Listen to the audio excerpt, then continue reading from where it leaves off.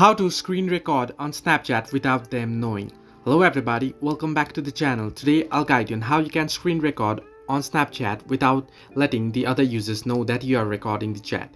Now, as you know, if you screen record or if you take a screenshot of a chat, Snapchat will notify the user that you have done so. Now, to record a chat on Snapchat without them knowing, now here if you open up Snapchat and if you head into your chats here, and if I open up any chat here, now you can see that I'm already recording the chat right here right now to make this video, and the notification is not being sent that I have been recording a video here.